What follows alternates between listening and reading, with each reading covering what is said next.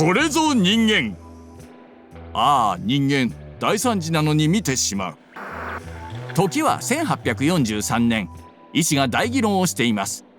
女性の最大の死因の一つである産褥熱に関する議論です。産褥熱は出産後数日以内に発症し、感染者の7割以上が死亡するのに原因は不明でした。産科医のチャールズ・メイグスは仮説を立てました。この病気にかかる患者に腹部の炎症が観察されたので、メイグス医師は炎症が産褥熱の原因だと主張します。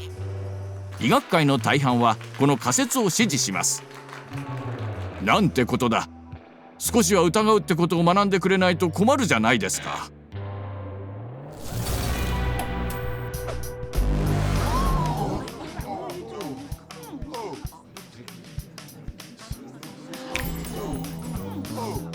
こりゃあいい。先生の仮説は誤った推論に基づいています。虚偽の原因の誤謬です。相関関係は因果関係を意味するとは限りません。2つの現象が通常一緒に起こるからといって必ずしも一方が他方の原因とは限りません。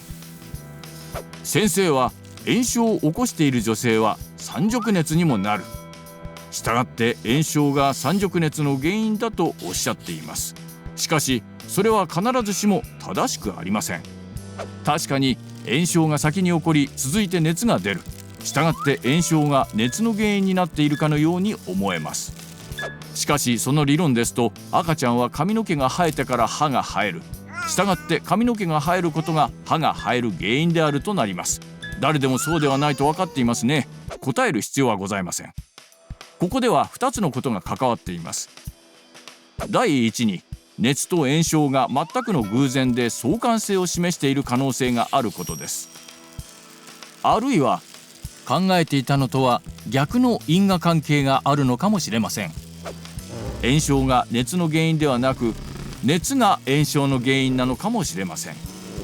あるいはまだ考えついていない共通の基礎疾患が原因なのかもしれません。お聞きしたいのですが、炎症の原因は何だとお考えですか？原因はない？自然に起こる？本当ですか？先生の同僚である方のお考えをお話しさせていただきたいと思います。オリバー・ホームズ先生です。承知しております。ホームズ医師の仮説がお嫌いですね。酷評する書簡をすでにお書きになったそうで。しかし学生の皆様に詳しくお話ししましょう。ホームズ医師はあるパターンに気づきました。患者が産褥熱で亡くなると医師が解剖を行います。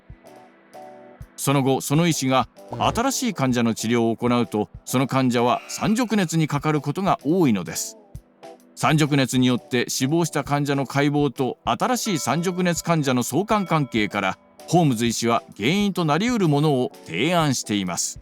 解剖が熱の原因だという証拠はこの相関関係以外に何もないので、ホームズ医師は解剖が熱の原因であるという結論に飛びつけません。その代わり、医者が患者に感染を起こしている手や手術器具についた目に見えない汚染菌が感染源だと示唆しています。ほとんどの医者はこの考えに激怒しています。自分たちが完全無欠だと思っているのですね。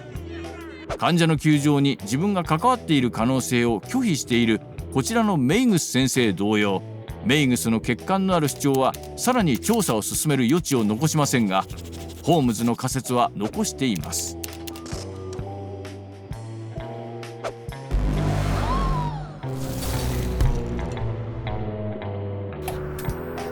1847年になり、ゼンメルワイス医師が産院での産褥熱による死亡率を 12% から 1% に減らしました。すべての医療関係者に解剖後や患者の診察と診察の間には手の消毒を義務付けたのです。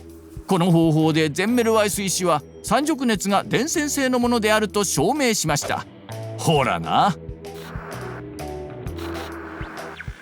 1879年になり、ルイ・パスツールが産褥熱の症例の多くを引き起こす汚染菌を特定しました。溶連菌です。おっと、ポテトフライが冷めてしまいました。アイスクリームが溶けてしまったからですね。この動画を見て理由付けのスキルを磨きましょう。ぜひチャンネル登録もお願いします。道徳間の難問にうまく対処するためのツールは思いがけない時に必要になるものです。